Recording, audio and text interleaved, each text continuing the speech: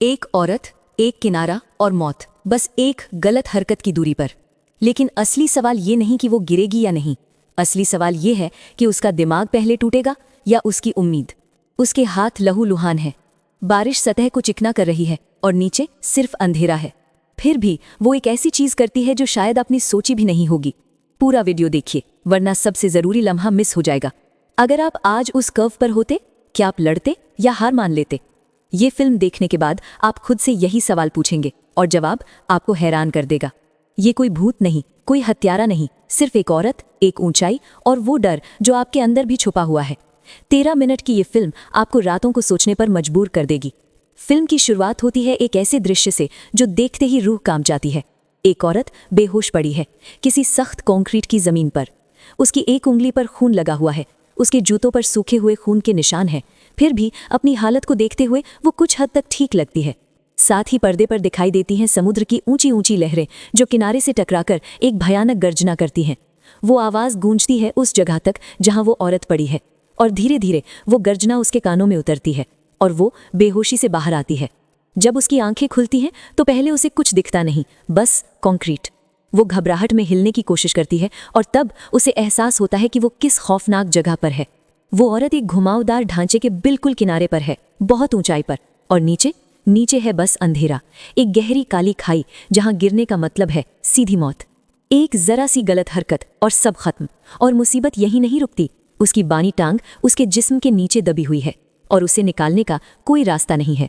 जैसे ही उसकी नज़र उस किनारे पर पड़ती है, उसके होश उड़ जाते हैं, जो कि बिल्कुल स्वाभाविक है। वो पीछे हटने की कोशिश करती है, लेकिन हर हरकत उसे और नीचे और किनारे के करीब खींचती जाती है। किसी तरह वो उस वक्त गिरने से बच जाती है, लेकिन ये साफ दिखता है कि वक्त उसके हाथ से निकलता जा रहा है। उस खिसकाव की वजह से उसकी दबी हुई टांग में तेज दर्द उठता है। उसकी हथेलियां उस खुरदुरे कंक्रीट से छिल जाती हैं, उसकी सांसें तेज हो जाती हैं। वो खामोशी से मन ही मन अपनी जान के लिए दुआ मांगती है, भले ही बचने की उम्मीद ना के बराबर हो।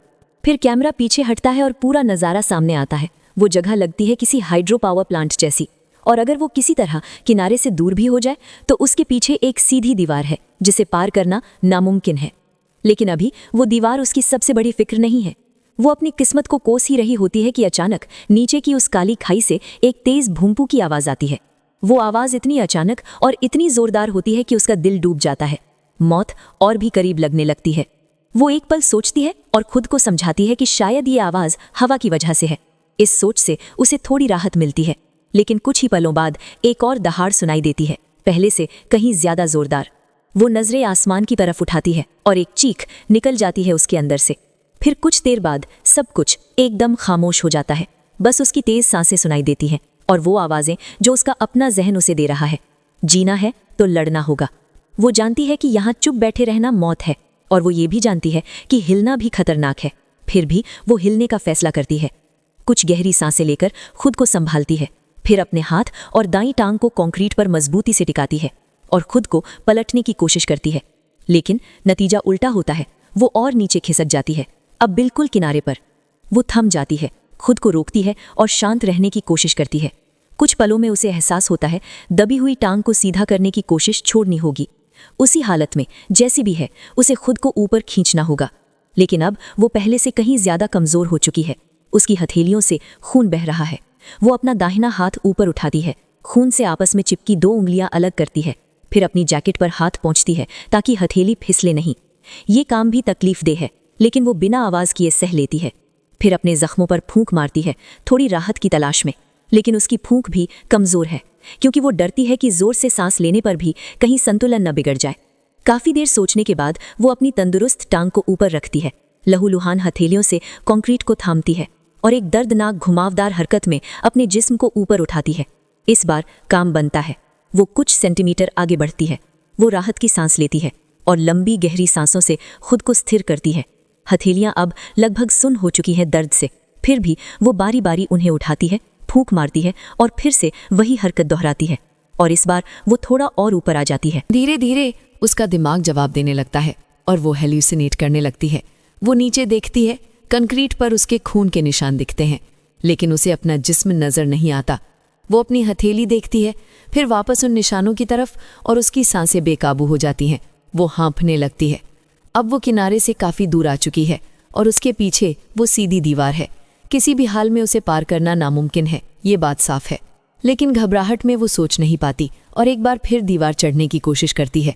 नतीजा वही होता है जो होना था, वो थोड़ा नीचे खिसक जाती है। घबराहट और बढ़ती है और उसके साथ हेल्यूसिनेशन भी। वो नीचे देखती है तो उसे लगता है कि खून के वो निशान लंबे होते जा रहे हैं। वो खुद को थामने की कोशिश करती है, लेकिन तभी एक जोरदार आवाज़ सुनाई देती है। वो फिर उन निशानों की तरफ देखती है और इस बार 2 नए निशान और जुड़ चुके हैं। अब उसके पास बस 2 रास्ते हैं, या तो चुपचाप बैठी रहे और मौत का इंतजार करे, या फिर हिले और खुद ही अपनी मौत को जल्दी बुला ले। लेकिन उसके अंदर कहीं एक आवाज़ है जो कहती है जो कर रही थी वही करती रह, बच जाएगी। ये गलत हौसला इस बात की दलील है कि उसका दिमाग अब हालात की गंभीरता को समझने में नाकाम हो रहा है। आखिर जिस मुसीबत में वो है उसमें साफ सोचना किसी के लिए भी मुमकिन नहीं होता। लेकिन खतरा ये है कि उसकी जीने की यही जिद उसे उम्मीद से पहले मौत के करीब ले जा सकती है। जहां और कोई भी हार मान लेता, वहां वो हिम्मत करके अपनी हथेली ऊपर उठाती है, उस पर फूंक मारती है और एक बार फिर खुद को ऊपर धकेलने के लिए तैयार हो जाती है। लेकिन एक ही पल में वो कुछ सेंटीमीटर नीचे खिसक जाती है। जो मेहनत से हासिल किया था वो खोना उसे बर्दाश्त नहीं। उसका हौसला बरकरार है, लेकिन घबराहट और हेल्यूसिनेशन दोनों साथ साथ बढ़ते जा रहे हैं। वो तीसरी बार उन निशानों की तरफ देखती है और इस बार वो बहुत ज्यादा बड़े हो चुके हैं। तभी पृष्ठभूमि में एक तीखी चीख जैसी आवाज गूंजती है। वो उस आवाज को अपनी मौत की पुकार समझती है, जैसे अंधेरे की गहराइयों से कुछ उसे बुला रहा हो। उसकी हथेलियां अब तबाह हो चुकी हैं, खाल लगभग उधड़ चुकी है, छिलने के लिए कुछ बचा ही नहीं। आसमान गरजता है जैसे उसके दर्द का मजाक उड़ा रहा हो, लेकिन उसे इसकी परवाह नहीं। और फिर बारिश शुरू हो जाती है, तेज मूसलाधार बारिश। वो सोचती है क्या ये बारिश उसके खिलाफ है या उसके साथ।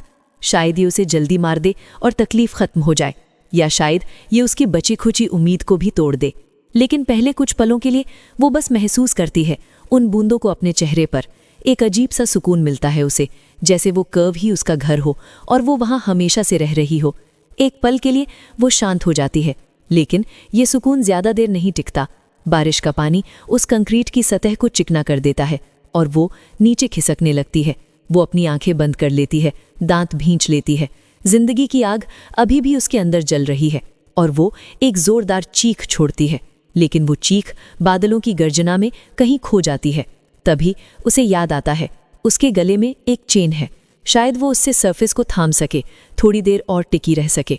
वो जोर से उसे अपनी कलाई पर लपेटती है और गले से खींचकर तोड़ लेती है। और फिर हम देखते हैं उसका हाथ धीरे धीरे नीचे खिसकते हुए। चेन के बावजूद ये साफ नहीं होता कि वो बच पाई या नहीं, लेकिन जिस हाल में वो थी उसका अंजाम खुद ब खुद जहन में आ जाता है। ज्यादातर हॉरर फिल्में जंप स्केयर से डराती हैं, लेकिन कर्व कुछ अलग करती है। वो एक ऐसा माहौल बनाती है जहां डर आपके अंदर से उठता है, किरदार के साथ, उसकी तकलीफ के साथ। दर्शकों का मानना है कि ये फिल्म हर लिहाज से शानदार है, क्योंकि ये उन डरों को छूती है जो हमारे अंदर बहुत गहरे दबे होते हैं। वो डर जो हमें पता भी नहीं होते जब तक कोई उन्हें जगा न दे। बस यही था आज के वीडियो में। उम्मीद है आपको पसंद आया। अगर आया हो तो सब्सक्राइब करें, लाइक बटन दबाएं और कमेंट करें अगर आप चाहते हैं कि हम आपकी पसंदीदा फिल्म रिकैप करें। तब तक ख्याल रखिए।